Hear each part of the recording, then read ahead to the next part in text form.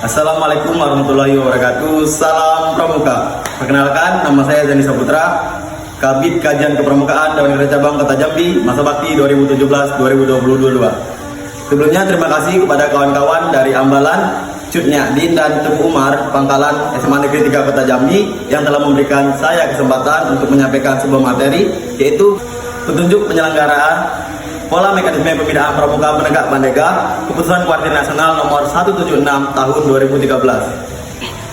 Sebelum lebih jauh mengenal pola mekanisme pembinaan pramuka penegak Bandega, kita harus terlebih dahulu mengerti apa itu gerakan pramuka, pramuka dan kepramukaan. Baiklah, gerakan pramuka adalah organisasi yang dibentuk pramuka untuk menyelenggarakan pendidikan kepramukaan. Sedangkan pramuka adalah warga Indonesia yang aktif dalam pendidikan kepramukaan serta mengamalkan satya dan dharma pramuka. Dan kepramukaan adalah segala aspek yang berkaitan dengan pramuka. Dan yang terakhir adalah pramuka penegak. Pramuka penegak adalah anggota pramuka yang berusia 16 sampai 20 tahun. Nah, secara singkatnya, gerakan pramuka adalah organisasinya, pramuka adalah orangnya, kepramukaan adalah kegiatannya. Baiklah, sasaran pembinaan pramuka penegak ada 5, yaitu spiritual, emosional, sosial, intelektual, fisikal. Spiritual adalah hubungan manusia dengan Sang Pencipta. Emosional adalah bagaimana cara seorang pramuka, penegak, ataupun pandega mengolah keadaan emosinya. Sedangkan sosial adalah hubungan antara pramuka dengan lingkungan sekitarnya. Yang terakhir adalah fisikal, yaitu di mana pramuka penegak pandega memiliki bentuk tubuh yang sehat jasmani maupun rohani. Sudah. Sasaran pembinaan tersebutlah yang poin-poin terdapat dalam pada SKU dan SKK. Nah, untuk selanjutnya adalah prinsip pembinaan. Prinsip pembinaan pramuka ada 3, atau yang bisa disebut tribina, yaitu bina diri, bina satuan, dan bina masyarakat. Nah, bina diri adalah proses di mana seorang pramuka penegak mempersiapkan dirinya dan memperoleh pengetahuannya. Sedangkan yang kedua ada bina satuan, yaitu di mana pramuka penegak mempersiapkan dirinya untuk mengelola ataupun membina pramuka golongan di bawahnya, seperti pramuka siaga ataupun pramuka penggalang. Nah, yang terakhir bina satuan.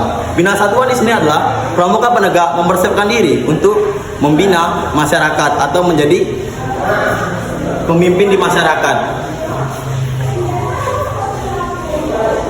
Nah, yang kelima adalah wadah pembinaan. Wadah pembinaan pramuka penegak ada 3. Yang pertama, gugus depan, yaitu biasa disebut di sekolah. Nah, di situ adalah wadah pembinaan yang paling utama. Yang kedua, ada di satuan karya. Satuan karya ini tempat suatu memperoleh pengetahuan ilmu yang di luar kepramukaan. Ada beberapa saka seperti Saka Bayangkara, Wirakartika, Saka Wana Bakti, dan saka-saka lainnya. Nah, yang ketiga adalah wadah pembinaan di kuartir atau yang biasa disebut dengan Dewan Kerja. Nah, dari 3 wadah pembinaan tersebut ada lagi 2 wadah, yaitu tim Pokja dan Sangga Kerja. Kelompok kerja adalah konseptor, sedangkan Sangga Kerja adalah eksekutor. Selanjutnya adalah prinsip kegiatan. Seorang pramuka penegak pandega memiliki prinsip kegiatan, yaitu dari, oleh, untuk, tetapi tetap di bawah naungan bimbingan orang dewasa. Nah, dari, oleh, untuk ini maksudnya adalah seorang pramuka penegak pandega yang mengolah seluruh kegiatannya. Jadi diharapkan pramuka penegak pandega itu lebih mandiri. Dan materi kegiatan. Materi kegiatan yang dikatakan Baden Powell pada buku Referring to Success, yaitu merupakan buku panduan pramuka penegak, yaitu ada 4H. Yang pertama, health, happiness, helpful, dan handicraft. Health di sini diharapkan pramuka penegak memiliki jiwa dan raga yang sehat, sedangkan happiness adalah kebahagiaan, dan helpfulness adalah tolong menolong. Jadi seorang pramuka itu tolong menolong dan jiwa gotong royongnya tinggi. Yang terakhir adalah handicraft, yaitu astakarya. Jadi seorang pramuka itu membuat ataupun menghasilkan dari setiap kegiatan. Nah, yang paling penting adalah bagian mekanisme pramuka penegak, dari mulai penerimaan tamu ambalan seperti yang sedang dilakukan kawan-kawan sampai mungkin nanti menjadi pandega. Nah, untuk tamu ambalan itu adalah warga Indonesia yang aktif di gerakan pramuka yang belum ataupun remaja penggalang yang memiliki umur 16 tahun. Nah, mereka itu PTA.